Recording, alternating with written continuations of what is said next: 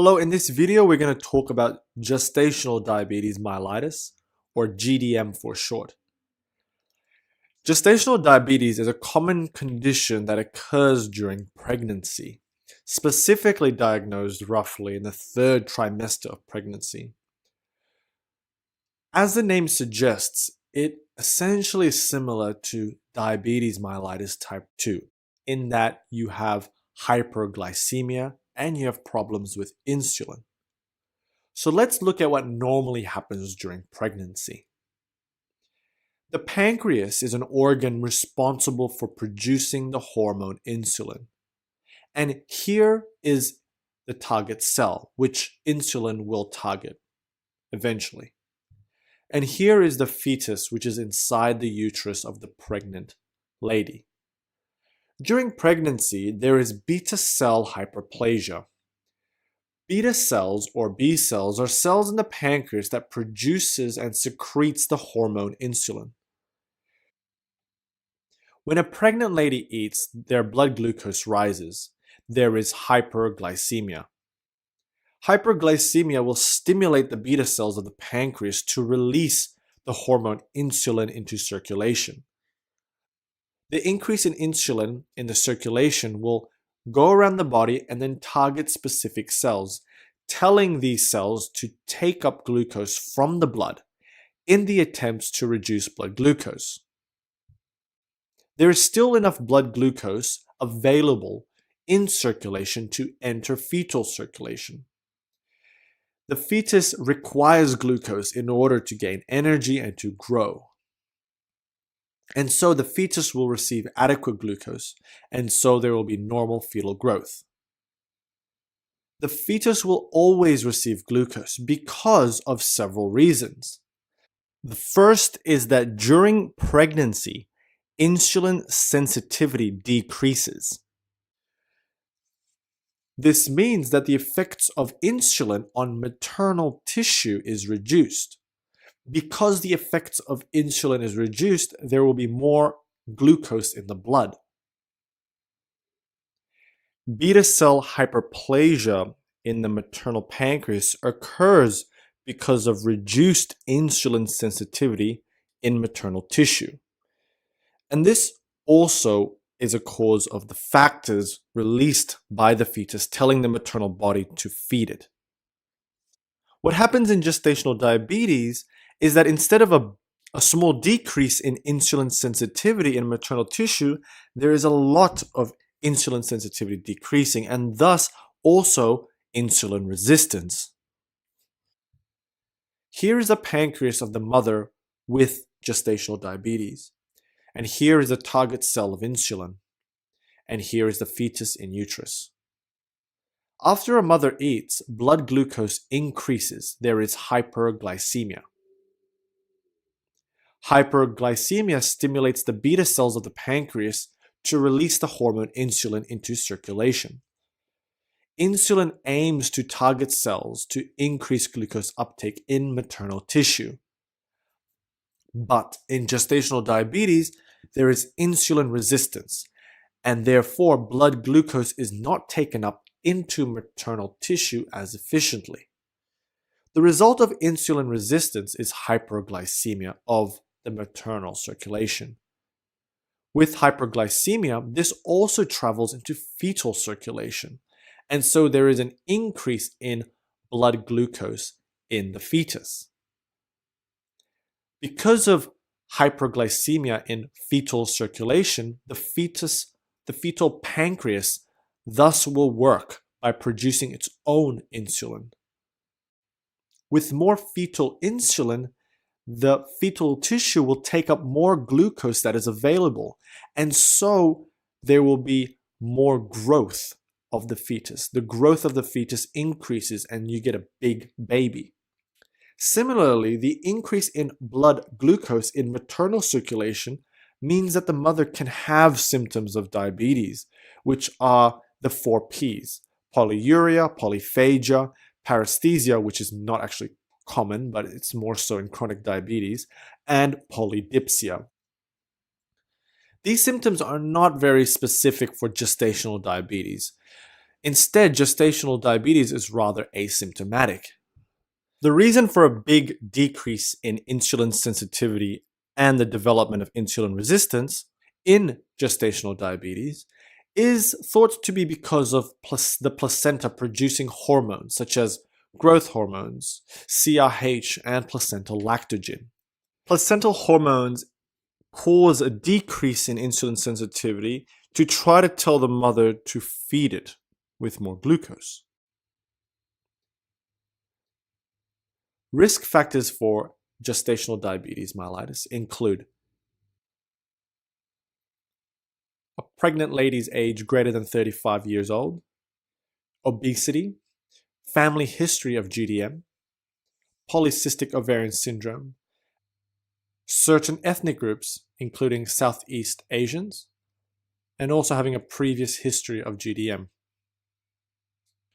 The diagnosis of gestational diabetes is actually done during screening at 24 to 28 weeks, roughly, gestation. And this is done with a fasting blood glucose or with the oral glucose tolerance test. A fasting blood glucose is measured between weeks 24 to 28 weeks. A fasting blood glucose of greater than 5.1 millimoles per liter can help diagnose GDM. The diagnosis of GDM can also be done with an oral glucose tolerance test. If blood glucose is greater than 10 millimoles per liter after 1 hour of taking oral glucose, or greater than 8.5 millimoles a liter after 2 hours of taking oral glucose. These values normally should be lower because insulin should be lowering blood glucose. But with insulin resistance or sensitivity, blood glucose takes a lot longer to go down after eating glucose. On a side note, diagnosing diabetes is different. What I mean is diagnosing diabetes type 2 in non-pregnant women.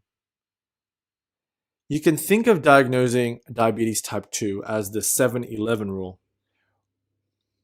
7-11 rule meaning a fasting glucose greater than 7 millimoles per liter or a random blood glucose greater than 11 millimoles per liter with symptoms of diabetes can help with the diagnosis of diabetes type 2. The complications of gestational diabetes can be divided into maternal complications, fetal complications, and infant complications. Maternal complications or mother complications of gestational diabetes include hypertensive disorders, increased risk of infection, cesarean section. There's a 50% risk of developing future diabetes type 2. A maternal complication can also be a treatment complication where you get insulin-related hypoglycemia. Fetal complications occurs as a consequence of fetal hyperglycemia. With fetal hyperglycemia, you get fetal hyperinsulinemia. Fetal hyperinsulinemia means that there will be more glucose uptake by fetal tissues, causing macrosomia or a big baby. Fetal hyperglycemia means fetal osmotic diuresis occurs, which means that the fetus will pee more because of the diuretic effects of glucose. Because the fetus pees more fluid will be within the amniotic sac, causing polyhydramnios. Fetal hyperglycemia may lead to congenital abnormalities and even stillbirth.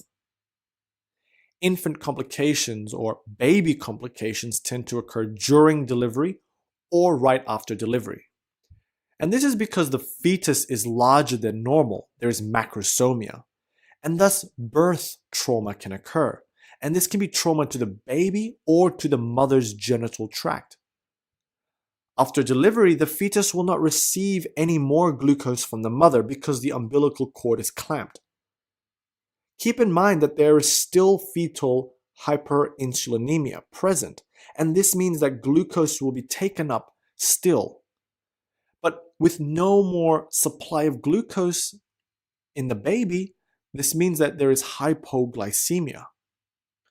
Later, after delivery, the baby will also have subsequent hyperbilirubinemia, hypocalcemia, and increased risk of respiratory distress syndrome, which is a respiratory problem which is manageable. There's also a long-term risk of the baby developing childhood obesity. The management of gestational diabetes can be divided into managing the pregnancy itself and managing the baby after delivery. The maternal management or pregnancy management involves a multidisciplinary team where the obstetrician plays a vital role, as a woman with gestational diabetes is a high-risk patient. The management first line is diet and exercise. Use of diabetic medications, including metformin, can also be used. If this fails, or if the mother prefers, insulin injections can be used. During this period of managing gestational diabetes, which again is diagnosed roughly between 24 to 28 weeks, which is a screening process, the pregnant woman needs to continuously monitor their blood glucose with a finger prick test, for example, at least 4 times a day. Further, it is important to monitor the fetus inside the uterus using an ultrasound to detect any anatomical changes, to check for fetal size, to check for fetal blood flow, and also checking the fetal heart rate. The management of the baby occurs postpartum after delivery and includes oxygenation because of the risk of respiratory distress syndrome. Because the baby is also in hypoglycemia, there can be also administration of dextrose. It is finally also important to monitor the bilirubin levels, the glucose levels continuously, and also the calcium levels.